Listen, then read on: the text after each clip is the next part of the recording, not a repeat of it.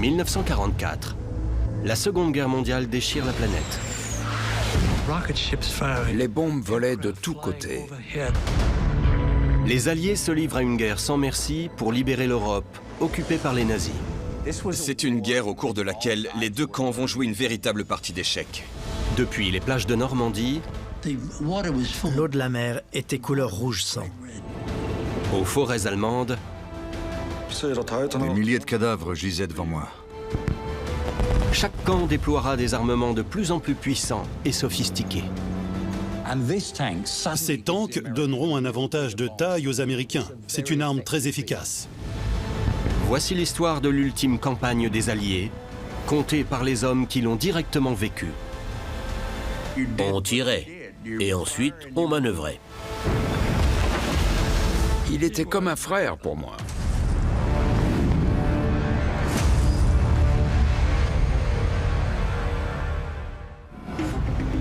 Les soldats ayant survécu au débarquement vont maintenant devoir livrer des combats de grande envergure pour conquérir la ville de Caen. Quand la 3e division d'infanterie britannique essaye de prendre Caen au cours de l'opération Mitton, les soldats sont exterminés. C'était eux ou nous. On ne réfléchissait pas. Quand les balles vous frôlent les oreilles, vous tirez dans le tas, croyez-moi. Cette sanglante bataille durera des semaines. Un véritable enfer pour les soldats déployés sur le front. La bataille a duré 14 jours. Et la côte 112 changeait de main tous les jours. C'est une des plus horribles batailles s'étant déroulée sur le sol français. Je n'oublierai jamais cette sombre expérience.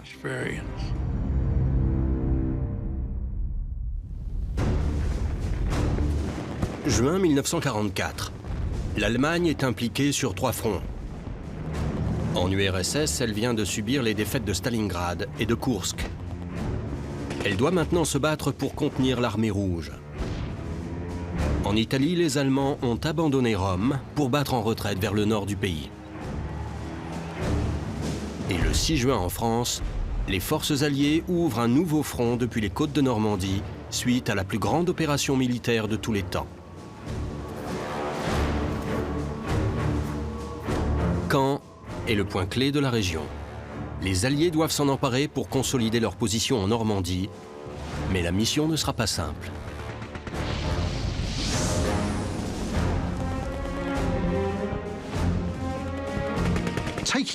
La prise de Caen est une importante partie des opérations, car en prenant la ville, les Alliés pourraient maîtriser les accès principaux allant et venant de Normandie. Edwin Bramall a 20 ans lors de la bataille de Normandie. Il sera plus tard nommé officier supérieur des forces armées britanniques. Les combats ont débuté alors qu'on voyait Caen au loin. On espérait prendre la ville en une journée, mais ça ne s'est pas vraiment passé comme ça. Bruce Melanson, de Nouvelle-Écosse, a menti sur son âge pour incorporer l'armée. En 1940, il est envoyé sur le front. Montgomery, Churchill et nos généraux prévoyaient de prendre Caen en 2 semaines. C'est ce qui se disait. Ça nous aura pris presque 2 mois au final. C'est dans les champs normands que des milliers de soldats alliés vont se battre contre les Allemands. Une mission difficile ayant pour but de réduire à néant les unités d'élite du Reich.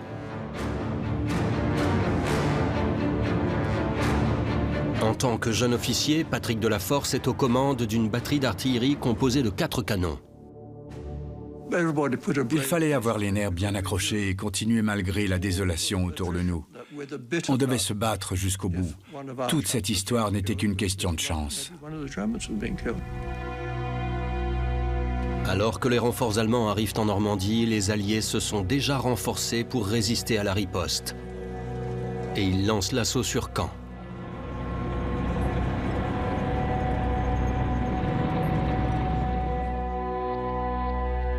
La tâche est confiée au commandant des forces alliées terrestres, le général Bernard Montgomery. Surnommé Monty, le célèbre général anglais est un officier émérite, qui s'est distingué plus tôt dans le conflit, en évacuant sa division de Dunkerque et en minimisant les pertes.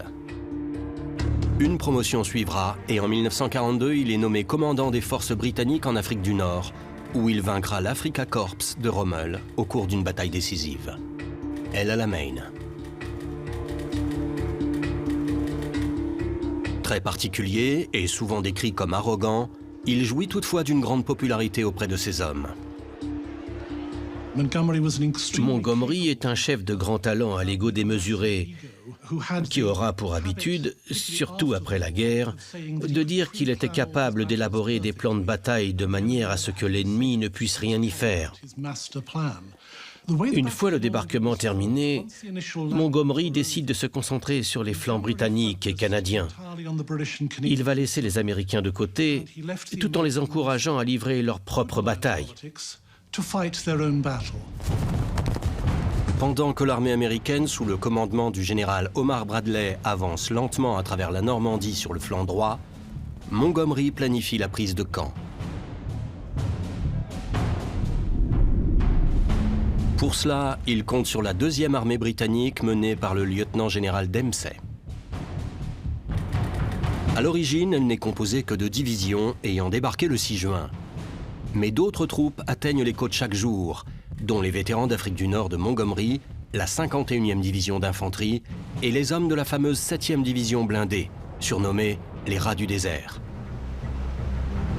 Les soldats de Montgomery pourront compter sur le soutien des navires de guerre de la Royal Navy stationnés dans la Manche, dont le HMS Rodney et le HMS Roberts. Les bombardiers et les avions de combat les appuieront depuis les airs.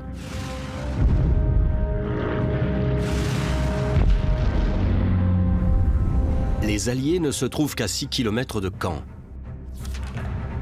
Les Canadiens vont tenter de prendre la ville par une attaque frontale. Ils seront repoussés par les Hitlerjugend, la 12e SS Panzer Division. Montgomery ordonne alors une offensive de la 51e division d'infanterie Highland en direction de Ranville, à l'est. À l'ouest, il lance la 7e division blindée sur Tilly-sur-Seul. Il espère ainsi que ses vétérans auront très vite libéré Caen. Mais la 7e division blindée est ralentie dans le bocage normand, un labyrinthe de champs, de vergers et de prairies inondées.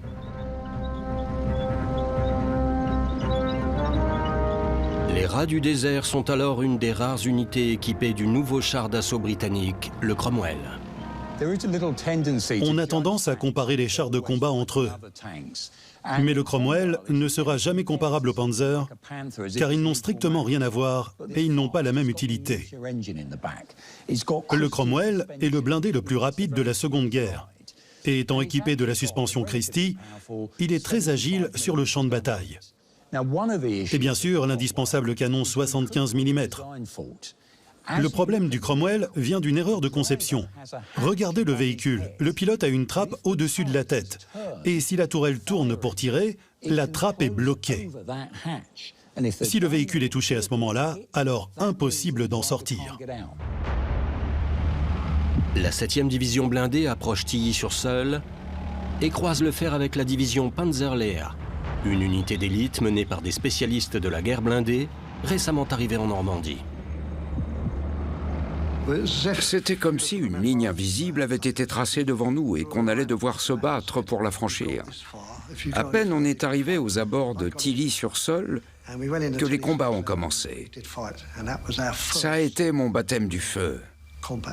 Et il y en a eu 25 similaires avant que Tilly-sur-Seul soit libéré. C'était un sacré combat. Les Allemands étaient tenaces et ne reculaient devant rien. Certains de leurs soldats collaient des bombes sur nos chars. Et ils tuaient tout le monde à bord. Je me souviens qu'une fois, alors que je me trouvais derrière l'escadron C, plusieurs de leurs soldats ont collé des bombes sur tous les chars de l'escadron. Ils ont tous explosé. Et tous les gars à l'intérieur sont morts. Je suis repassé à cet endroit 2 semaines plus tard. Et les cadavres de nos collègues se trouvaient toujours à l'intérieur. En arrivant sur place, on était méfiants, mais on ne s'inquiétait pas plus que ça, parce qu'on ne voyait pas un seul Allemand à l'horizon. Mais eux nous voyaient et nous attendaient, et de pied ferme, avec leurs chars d'assaut et tout leur arsenal. Alors qu'on avance vers la ville et que je suis assis sur la caisse de mon char, le tank devant moi est directement touché et une main atterrit à mes pieds. Enfin, c'était tout un bras. J'ai hurlé comme jamais. Les troupes allemandes sont décidées à livrer bataille aux Britanniques. Mais la situation évoluera en leur défaveur.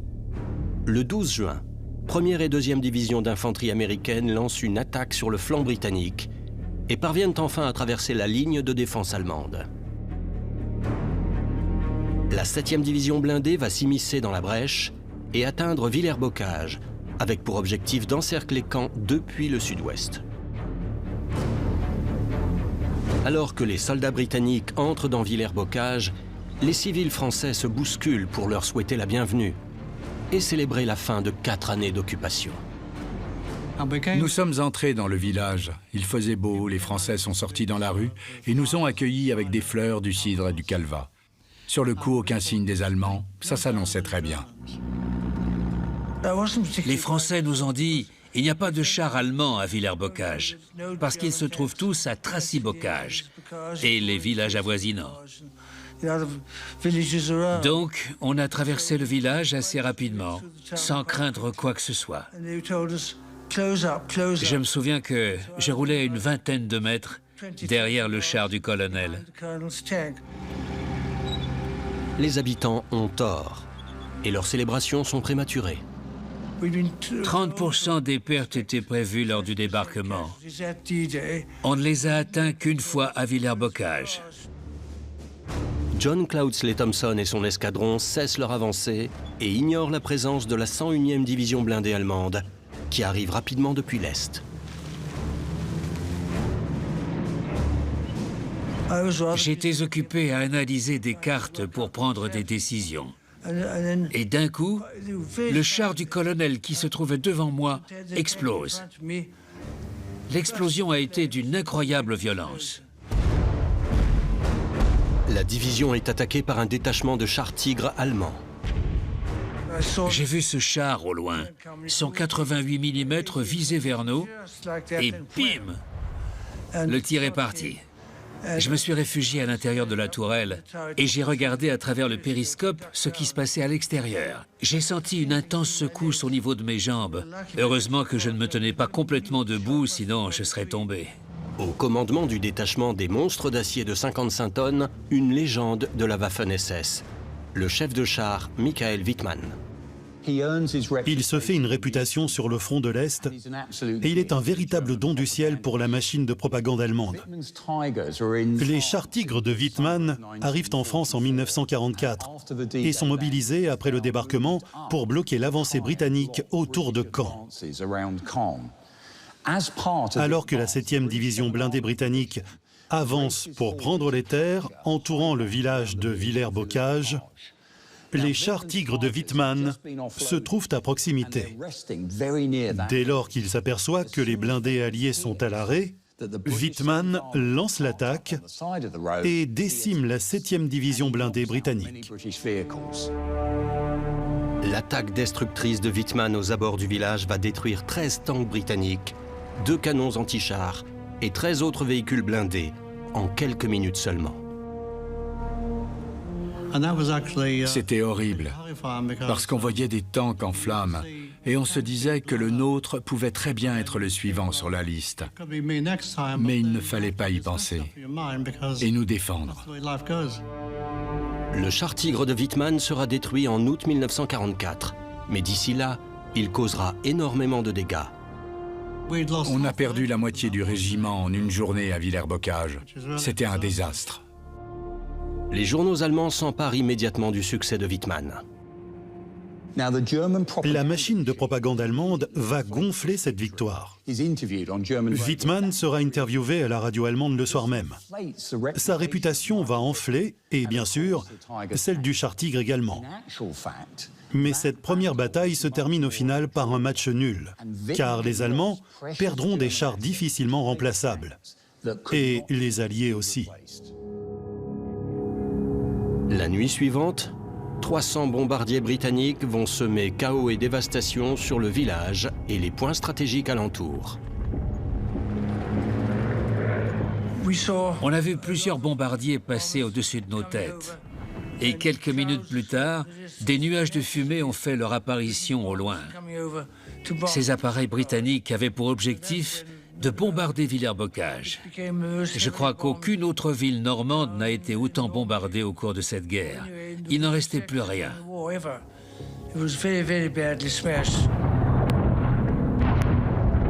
Les Alliés se félicitent de ne pas avoir eu à lutter contre les puissantes divisions blindées allemandes au cours du débarquement.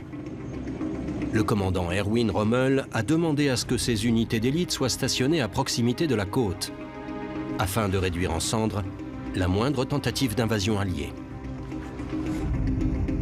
Mais Adolf Hitler va repousser cette requête. Les Panzerdivisions ne peuvent être déplacées que sur son ordre personnel. Adolf Hitler est en effet le commandant suprême des forces armées allemandes. Pourtant, il n'a suivi aucune formation tactique militaire et n'a jamais dépassé le grade de caporal. À partir de 1940, il va de plus en plus s'immiscer et interférer dans les débats militaires. En 1944, Hitler méprise les conseils de son état-major et veut s'assurer que tout ce qu'il souhaite soit exécuté à la lettre. Il donnait des ordres extrêmes et précipités. Par exemple, en empêchant les forces allemandes de battre en retraite, en les forçant à tenir des lignes ou des villes à n'importe quel prix, quels que soient les mouvements alliés. Ces stratégies mal étudiées et inutiles mèneront l'armée allemande à sa perte. Hitler n'autorisera la présence que de 3 Panzer-divisions le long de la côte normande. Le reste du contingent se trouvera dans les terres, en attente de mener une contre-attaque une fois que le Führer l'aura ordonné. Mais lors du jour J, les ordres d'Hitler arrivent trop tard pour que les unités de réserve de Panzer-division atteignent les plages de Normandie à temps. Le jour du débarquement, le secteur de Caen n'est défendu que par une seule division de la 7e armée et une unité de la 21e Panzer-Division. Mais 24 heures plus tard, le premier SS Panzerkorps arrive sur place. Et 3 semaines plus tard, c'est au tour du second SS Panzerkorps. Des unités puissantes, très bien équipées et motivées. Les Panzerkorps étaient composés de plusieurs corps majoritairement issus des Waffen-SS, la branche militaire du parti nazi. Une structure tout à fait indépendante dans son organisation de l'armée allemande. Les Waffen-SS constituent à l'origine le service de sécurité d'Hitler lors de ses grands discours dans les années 30. Et en 1944, ils sont composés de 30 divisions implantées partout autour du monde. En Normandie se trouvent 2 des plus remarquables unités de l'armée allemande. Le premier SS Panzerkorps, Leibstandarte d'Adolf Hitler. Des hommes totalement dévoués au régime nazi et au Führer, d'une redoutable efficacité. L'autre unité est la 12e SS Panzerdivision, que l'on surnomme les Hitlerjugend. Lors de la formation des Hitlerjugend en 1943, les nazis sélectionnent des officiers expérimentés autour desquels bâtir cette structure particulière. De très jeunes hommes d'à peine 18 ans et en grande partie issus des jeunesses hitlériennes vont y être additionnés et envoyés au combat. Comme les cadres expérimentés venaient de la première SS Panzer Division, les 2 unités présentes en Normandie au moment du débarquement étaient étroitement liées. Ils étaient considérés comme Führertreu, c'est-à-dire fidèles au Führer. Cette dévotion à Hitler n'avait d'égal que leur compétence au combat. Cette dévotion aveugle les mènera malheureusement à tuer des prisonniers de guerre et des civils. Confrontés à la fine fleur de l'armée nazie, les Alliés ont impérativement besoin de faire parvenir sur le front renforts, matériel et approvisionnement. Pour cela, une opération sophistiquée est mise en place. Elle met en scène des milliers de navires et véhicules amphibies, ainsi que 2 ports artificiels géants, appelés Mulberry A et Mulberry B. Au cours de la semaine qui suit le jour J, 30 000 soldats et 7 000 véhicules débarquent chaque jour en Normandie. Mais les conditions météorologiques vont plonger les plans des Alliés dans le chaos.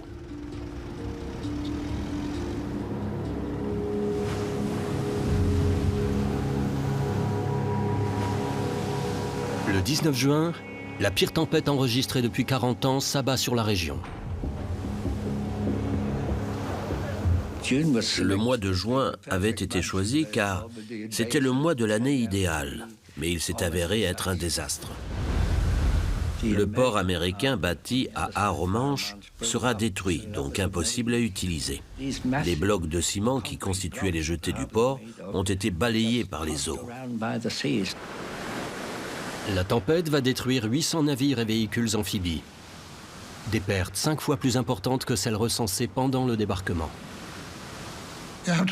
Un véhicule de débarquement à fond plat de 3500 tonnes équivaut à une boîte de chaussures dans une piscine. Vous la mettez dans l'eau, vous l'agitez un peu et elle partira n'importe où. Une grande partie des véhicules ont été éparpillés dans les mers. Ils étaient impossibles à récupérer. Les plages seront parsemées d'épaves. Il faudra de nombreux jours pour les nettoyer. Cette tempête aura pour conséquence de mettre à mal la logistique alliée. Le réapprovisionnement des forces alliées après la tempête va chuter de 50%, ce qui offrira aux Allemands une occasion de souffler un peu. L'effectif allié est alors déjà plus nombreux en hommes et en matériel. Et si les deux Mulberries avaient tenu, cela aurait été bien pire pour les Allemands. La tempête contraint Montgomery à décaler de 5 jours sa nouvelle offensive sur Caen. Il est conscient que ce retard pourrait coûter cher, car d'après les informations confidentielles en sa possession, l'ennemi est sur le point de recevoir des renforts. Les Allemands pensaient communiquer par le biais d'un code indéchiffrable grâce à la machine Enigma, qui ressemble en tout point à une machine à écrire un peu plus grande. Mais une de ces machines va tomber entre les mains des services de renseignement polonais suite à l'invasion allemande de 1939. Les Polonais vont ensuite la confier aux Britanniques. Et une unité spéciale va travailler 24 heures sur 24 pour déchiffrer le code et pouvoir ainsi lire les messages allemands. La mission Ultra va permettre au général Montgomery, au cours de la bataille de Caen, de comprendre d'où allaient provenir les unités de renforts allemandes et comment préparer ses réponses. Montgomery est déterminé à lancer l'offensive avant l'arrivée des renforts allemands. L'attaque, nommée Opération Epsom, débute par un monstrueux tir de barrage de 700 canons, dont ceux de l'artillerie lourde de plusieurs navires de guerre de la Royal Navy, positionnés à 16 km des côtes françaises. J'ai vu un char Tigre touché par un obus tiré depuis le HMS Warspite. Il était reversé comme un jouet. C'était impressionnant. Les interminables bombardements vont raser la campagne normande. Des centaines d'animaux de ferme vont trouver la mort et leurs carcasses vont se décomposer dans la chaleur de l'été. C'est une des pires choses dont je me souvienne. Pourtant, j'en ai vu des choses horribles. C'était dégoûtant, mais on devait passer outre. Il pouvait y avoir seulement 4 ou 5 cadavres de vaches dans un champ, et les carcasses répandaient une odeur pestilentielle à plusieurs mètres à la ronde. Au moment de l'offensive, le 8e corps britannique, soutenu par 600 chars d'assaut, va se diriger vers le sud, traverser la rivière Odon et encercler Caen. Pour soutenir ces mouvements, la 3e division d'infanterie canadienne part prendre Carpiquet, pendant que la 49e division se dirige vers Rauray.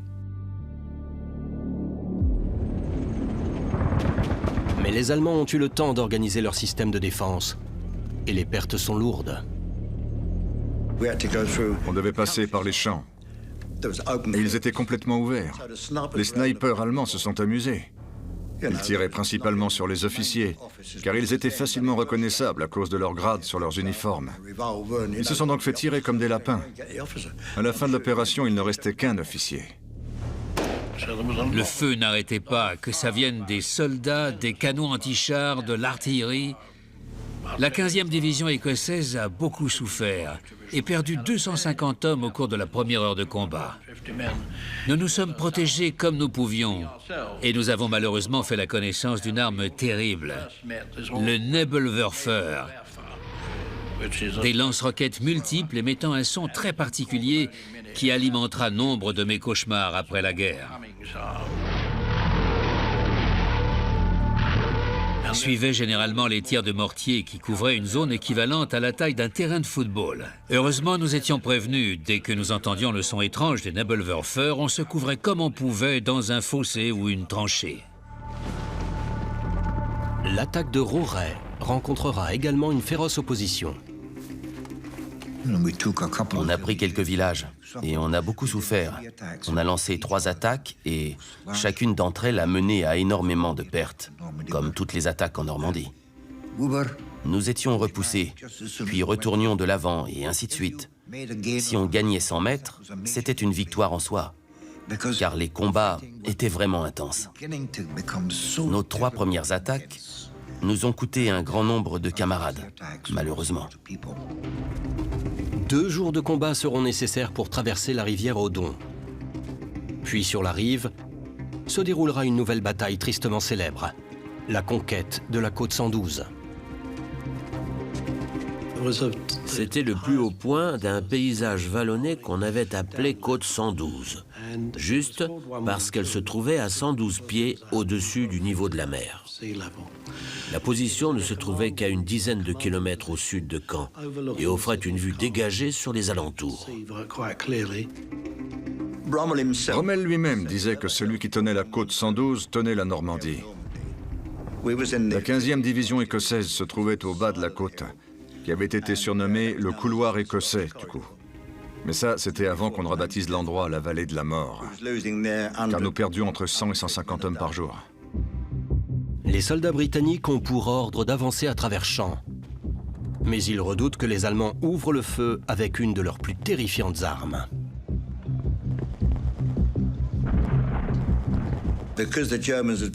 Les Allemands étaient là depuis bien plus longtemps que nous et étaient bien positionnés et protégés derrière des sacs de sable. Il n'a pas été simple de s'en débarrasser, car leurs satanées mitrailleuses faisaient tomber nos gars comme des mouches. Les soldats britanniques vont se retrouver sous le feu de la redoutée et dévastatrice MG42. La mitrailleuse MG42 est une conception allemande typique, une merveille d'ingénierie capable de tirer un nombre de balles impressionnant. C'était une arme très redoutée, aucun doute là-dessus. Les survivants de la Seconde Guerre vous parleront tous de ce son très particulier. Je ne connais pas de son aussi terrible que celui de la MG42. Ça ressemblait à des rafales de pétards qui explosent à vos oreilles. Ça faisait... Les rafales étaient incroyablement rapides. Une fois qu'une rafale était tirée, soit vous étiez touché, soit un miracle s'était déroulé. Mais la MG42 est loin d'être parfaite.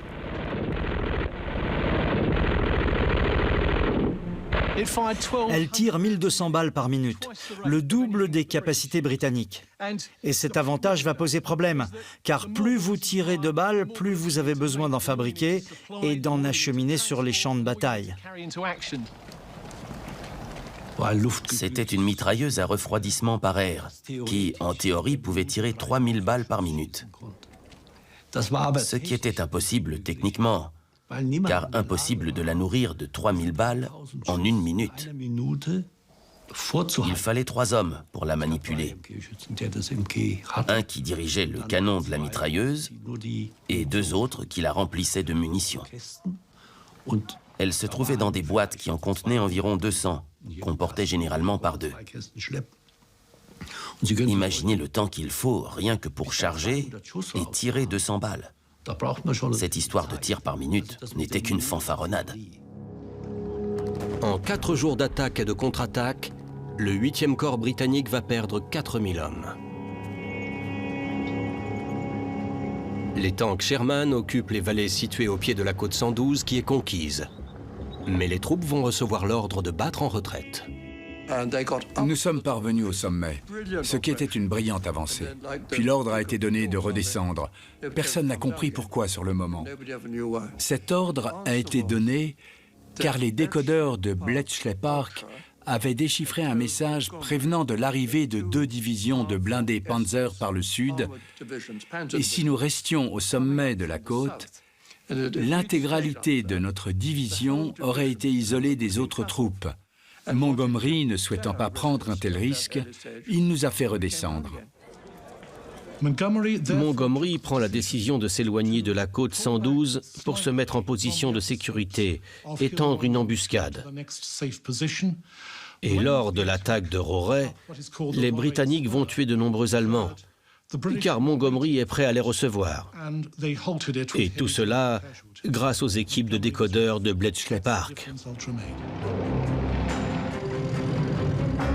La contre-attaque des SS Panzer Division est réduite à néant grâce à la combinaison de canons anti-chars, au travail d'artillerie et aux bombardements aériens continus.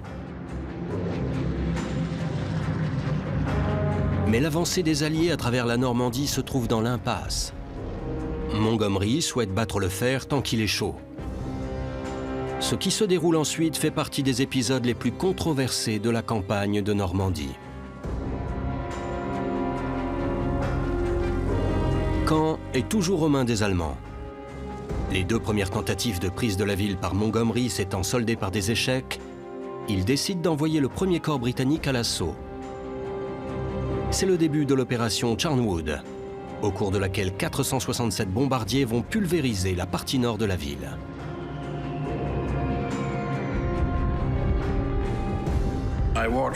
J'ai pu assister au bombardement de Caen aux premières loges.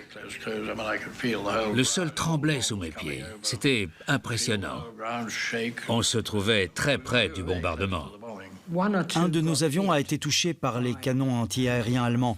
Il est parvenu à se poser à proximité de notre emplacement et nous nous sommes donc précipités vers la colline pour prêter main forte à l'équipage. Et un des officiers a dit « Éloignez-vous, il y a des bombes à bord !» Alors on a dévalé la colline dans l'autre sens. Je n'ai jamais couru aussi vite. Caen a été littéralement réduite en cendres. Nous nous sommes souvent demandé pourquoi elle avait été aussi lourdement bombardée. Parce qu'au final, une ville en ruine complique la tâche de l'infanterie, qui n'a plus aucun endroit pour se cacher. Les positions allemandes sont fragilisées par les tirs de canon provenant du HMS Rodney, du HMS Belfast et du HMS Emerald. Puis les Hawker Typhoon de la Royal Air Force entrent en scène. Nous pouvions admirer les typhons en action depuis l'endroit où nous nous trouvions. On voyait les canons allemands envoyer leurs roquettes, alors que les avions les évitaient et frappaient les chars Tigres par derrière. Les rafales de canon étaient terribles, au point qu'on se demande encore comment les avions s'en sont sortis indemnes.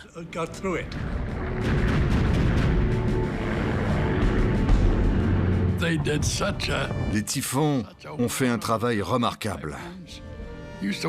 On les voyait piquer sur leur cible et tirer dessus. C'était fou. C'était impressionnant, parce qu'ils savaient qui était l'ennemi et ils lui tiraient dessus sans pitié.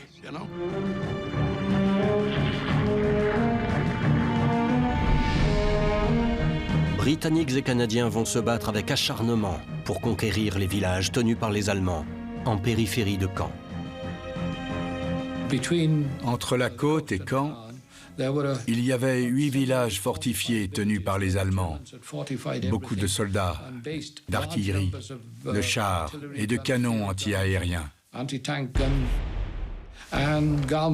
Galmanche était un de ces maudits villages fortifiés. Nous avons lutté à 2 reprises pour Galmanche. Puis un jour, nous avons souffert de telles pertes au niveau de l'infanterie que le colonel a ordonné de battre en retraite. L'escadron B, qui était mon escadron, marque une pause à un moment. Les Allemands, qui se trouvaient en hauteur dans le village, voyaient tout ce qui se passait. Dès lors qu'on bougeait un petit doigt, ils nous tiraient dessus en continu pendant 4 ou 5 heures, alors que nous n'avions plus d'infanterie.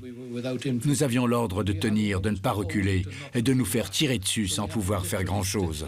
Je n'ai jamais connu explosion plus dévastatrice que celle des obus. Je me souviendrai toute ma vie de ce son et de cette explosion. Un jour, alors qu'on était en formation dans la ville, un obus a atterri derrière moi, entre les jambes de mon meilleur ami, Alec Duncan. Moi, je me trouvais à quelques mètres devant lui. Et je peux vous dire que j'ai été sonné. Quelques minutes plus tard, le collègue Harold Burden, qui se trouvait à la gauche d'Alec, me dit « Comment ça va ?» Je lui réponds que je ne sais pas trop et lui demande « Comment va Alec ?» Il me répond qu'il est mort et qu'il a perdu ses 2 jambes. Une horreur. Rue par rue, à travers les ruines de Caen, les Canadiens affrontent les Hitlerjugend, plus déterminés que jamais. Et très vite, des rumeurs vont commencer à circuler à propos du massacre de prisonniers canadiens.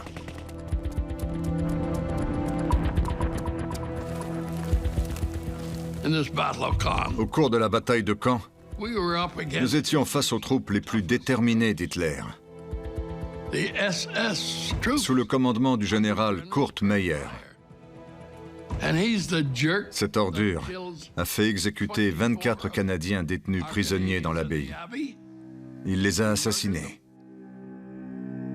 Kurt Meyer, ici à l'image, sera accusé par un tribunal canadien d'après-guerre d'avoir ordonné l'exécution de prisonniers canadiens durant la bataille.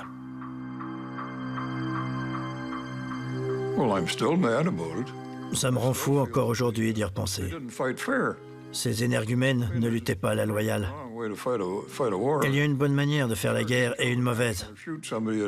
On peut mourir sur le champ de bataille et tuer un ennemi, mais pas après qu'il ait été constitué prisonnier. Ça fait pas partie du jeu. C'est pas bien. Je ne pardonnerai jamais et je n'oublierai pas. Ça restera gravé à jamais dans un coin de ma tête. Ils étaient comme ça, des sauvages sans foi ni loi. Les combats autour de Caen atteignent alors un nouveau niveau de brutalité extrême. Et les accusations d'exécution de prisonniers éclabousseront les 2 camps. Au cours de la bataille de Normandie, de nombreux prisonniers alliés vont être exécutés par les unités allemandes. Ces exécutions seront pour la plupart commises par des unités ayant servi sur le front de l'Est et qui vont perpétuer les mêmes atrocités à l'Ouest. Ces exécutions seront également commises par les unités les plus dévouées et patriotiques, telles que les Hitlerjugend. Au cours de la bataille de Caen, un grand nombre de soldats canadiens sera exécuté après s'être rendus. La réponse des soldats alliés sera d'exécuter les prisonniers allemands en représailles. Après une journée de combats acharnés, la pression exercée par les Alliés est telle que Rommel décide d'abandonner la partie nord de Caen et de battre en retraite sur la rive sud de l'Orne. Le 9 juillet, la moitié nord de Caen est aux mains des Alliés. Enfin, ce qu'il en reste. C'était qu'une pile de gravats. L'aviation avait fait un très bon travail. Pour être honnête, je crois que plus aucune pierre ne tenait debout. Ils ont tout balayé sur leur passage. La confrontation entre les 2 armées au cœur de la ville, en plus du bombardement aérien, a réduit Caen en ruine. Il ne restait plus rien. En nous avançant parmi les décombres, on a vu que la cathédrale était encore debout et qu'à ses côtés se trouvait un hôpital de la Croix-Rouge. Le bombardement avait épargné ces 2 endroits, car c'est là que s'était rassemblée la majorité des habitants de la ville. Il y a eu beaucoup de morts, mais il y en aurait eu encore beaucoup plus si nos avions n'avaient pas soigneusement évité de viser ces endroits. Les Allemands ne se verront offrir aucun répit. Le lendemain, Montgomery lance l'opération Jupiter. La 43e division Wessex va essayer de reprendre la stratégique côte 112. On nous a demandé de prendre la côte et de la conserver. Mais les Allemands étaient tout aussi déterminés que nous. L'opération s'est résumée à une bataille entre blindés, au cours de laquelle les divisions d'infanterie tentaient d'avancer progressivement. La bataille a duré 14 jours et la côte 112 changeait de main tous les jours. Parfois, on la tenait, parfois c'était les Britanniques qui la tenaient. On a perdu beaucoup de monde et à la fin de la bataille, la zone n'est plus reconnaissable.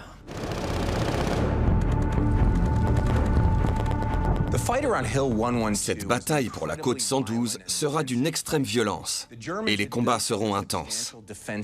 Les Allemands vont baser leur défense sur les mitrailleuses, les canons anti-chars, anti-aériens, les tanks et autres véhicules blindés. De leur côté, les Alliés vont devoir éviter les balles et avancer à travers tout ça. Les soldats savaient que s'ils levaient la tête, un canon allemand posté à 1 km leur tirerait dessus. Ils ont dû avancer minute par minute, heure par heure, jour par jour. Les pertes seront considérables. La division Wessex va se battre contre les troupes de la Waffen-SS, soutenues par les chars Tigres du 102e bataillon de blindés allemands. On nous avait dit qu'en cas d'attaque, on devait creuser et se cacher dans nos tranchées, sous le niveau du sol. Le combat pour la côte 112 décimera la division Wessex qui n'aura pas réussi à prendre son sommet. À son pied, le système de défense allemand a semé désolation, cadavres et carcasses de véhicules. On a perdu environ 4000 hommes, juste pour essayer de prendre un village et une côte. C'est à ce moment que la chance va tourner pour les Alliés. La voiture de Rommel va être touchée par les rafales d'un Spitfire canadien. Elle effectue une sortie de route. Le conducteur meurt sur le coup et Rommel restera inconscient durant une semaine. Les conséquences de cet accident seront désastreuses pour les Allemands, car Rommel est alors à la tête de la défense des positions au nord-ouest de la France, et bien évidemment, il sait très bien comment combattre les Alliés, car il les connaît parfaitement. Au moment de sa blessure, le haut commandement allemand résout le problème à la va-vite. Le commandant von Kluge va se voir confier une double casquette. Il est nommé responsable du commandement de toutes les forces du nord-ouest de la France et doit aussi remplacer Rommel. Il devient un homme très occupé et ses méthodes seront très différentes de celles de Rommel. Alors que la confusion s'installe parmi le haut commandement allemand, Montgomery planifie une dernière poussée sur Caen, qui, il l'espère, mènera à la prise complète de la ville. Pour l'infanterie et les blindés alliés, les combats seront d'une violence sans précédent. L'offensive est lancée le 18 juillet 1944.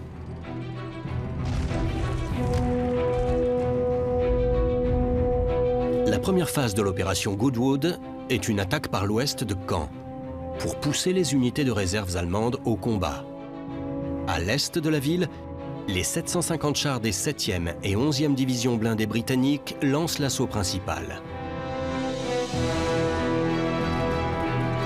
Pendant ce temps, au cours de l'opération Atlantique, le 2e corps canadien va s'attaquer à la moitié sud de la ville. Les bombardiers alliés vont faire pleuvoir des tonnes d'explosifs sur les positions allemandes. Le raid est suivi d'un gigantesque barrage d'artillerie. L'infanterie alliée et les blindés vont ensuite débuter leur avancée. Ce qui a fait le plus de mal à nos troupes, c'est la supériorité matérielle de l'ennemi. Et surtout le feu d'artillerie qui a précédé l'avancée de leur infanterie. C'était quelque chose. Dans un premier temps, la progression à travers les villages détruits et désertés est rapide. De nombreux soldats allemands, encore étourdis par la puissance des bombardements, se rendent. Mais rapidement, depuis des positions camouflées, les flaks ouvrent le feu et détruisent les chars britanniques, un à un. Face aux blindés britanniques se trouve une très puissante défense allemande. Ils avaient fortifié des fermes, caché des mitrailleuses et des canons, dont le fameux flak, qui se trouve derrière moi. C'est un canon de 88 mm, dont les obus étaient capables de transpercer les blindages de Sherman à une distance de 2,5 km. Ces derniers ont d'ailleurs été progressivement décimés sans même savoir d'où provenaient les tirs ennemis. Ce canon anti-char est à l'origine conçu pour abattre les bombardiers alliés. C'est l'une des pièces d'artillerie que nous craignons le plus. C'étaient des canons anti-aériens à l'origine, mais les Allemands ont eu l'intelligence de s'en servir de deux manières. Ainsi, ils pouvaient tirer sur nos chars et sur nos bombardiers. C'était très efficace, il fallait y penser. Les Allemands vont d'abord utiliser les flaks en tant que canons anti-aériens. Ces énormes obus étaient projetés à des hauteurs incroyables afin d'éliminer les bombardiers alliés volant à 6000 mètres d'altitude. Au cours de sa campagne de 1940 en Afrique du Nord, Rommel va demander à ce que les canons soient pointés vers des chars britanniques positionnés au loin, et ce sera une véritable révolution. On entendait le 88 qu'au moment du tir et de l'explosion de l'obus, qui était très rapproché. C'était une arme incroyable, ce 88. Ils ont détruit nos chars les uns après les autres. À la fin de la journée, les Britanniques auront avancé de 5 km. Pendant que les secondes et troisièmes unités d'infanterie canadiennes encerclent Caen, qui sera prise le lendemain matin. Caen est enfin entre les mains alliées. Montgomery souhaite que les abords sud de la ville servent de point de départ à la libération complète de la Normandie. Pendant 2 jours, chars et infanterie britanniques et canadiens vont se battre pour avancer face à la résistance allemande. Aucun des soldats présents sur le champ de bataille n'envie la condition de ses collègues. Je n'avais pas envie de me trouver dans un char. Et les gars dans les chars ne voulaient pas être dans l'infanterie parce qu'ils nous voyaient sans protection. C'est toujours la même chose. Un gars à bord d'un bombardier nous voyait en se disant « Heureusement que je ne suis pas à leur place ». Mais nous, au moins, on pouvait creuser un trou et nous protéger. Eux ne pouvaient rien faire en cas de pépin. L'assaut allié sera sans pitié et ne laissera pas aux divisions allemandes le temps de se regrouper. Les unités allemandes n'ont plus le choix. Elles battent en retraite, mais se retrouvent immédiatement confrontées à une nouvelle offensive alliée.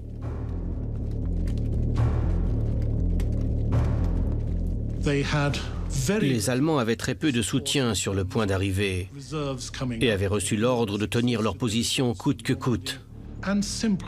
Ces soldats se trouvaient dans une impasse totale. Certains n'avaient d'autre choix que faire preuve de courage extrême et se sacrifier. D'autres ne disposaient d'aucune alternative, car s'ils battaient en retraite, ils étaient exécutés par leur propre camp. Et s'ils attaquaient, c'était par le camp adverse. Ils n'avaient d'autre choix que de mourir. Hitler avait donné l'ordre de tenir et d'affronter la puissance de feu alliée. Point final. La bataille de Caen sera remportée après 6 semaines de combats meurtriers. L'opération Goodwood coûtera 5500 vies britanniques et canadiennes et 300 chars.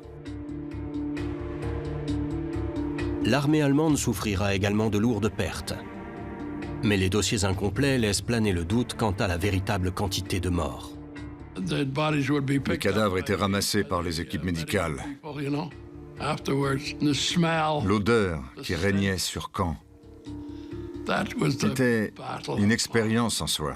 Je n'ai jamais connu pire au cours de ma longue vie. On voyait des cadavres de soldats allemands, anglais et canadiens gisant au sol à perte de vue. Parmi les cadavres de cochons, de chevaux, de poules et de vaches. C'est ça la guerre. Voilà ce dont je me souviens quand je repense à Caen. 20 000 civils français perdront également la vie au cours de la campagne de Normandie. La plupart suite aux bombardements alliés. Les villages étaient complètement détruits. Les habitants de la région n'avaient pas vraiment de raison d'être reconnaissants, car leurs maisons et leurs champs avaient été rasés. Caen et Villers-Bocage n'existaient plus.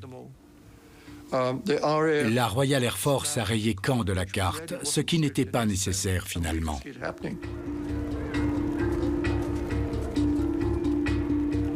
La libération de Caen ne mènera pas à la percée envisagée par Montgomery. Car Britanniques et Canadiens sont toujours confrontés à des défenses allemandes positionnées au sud de la ville. L'opération Overlord, l'invasion alliée de l'Europe, prend de plus en plus de retard.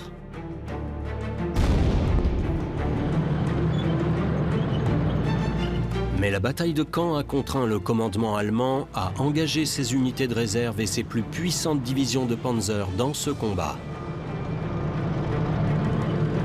50 km à l'ouest, le général Omar Bradley est sur le point de récolter les fruits de la bataille de Caen. En envoyant leurs renforts sur Caen, les Allemands vont affaiblir leur ligne de défense plus au sud, où arrive la première division d'infanterie américaine. Le général Bradley va alors lancer une offensive sur Saint-Lô, et peu d'Allemands s'y trouveront pour défendre la ville. Le 25 juillet 1944, le général Bradley de l'armée américaine lance l'opération Cobra. Ses troupes vont effectuer la percée pour laquelle de nombreux Britanniques et Canadiens ont perdu la vie à Caen, prouvant ainsi que leur sacrifice n'aura pas été vain.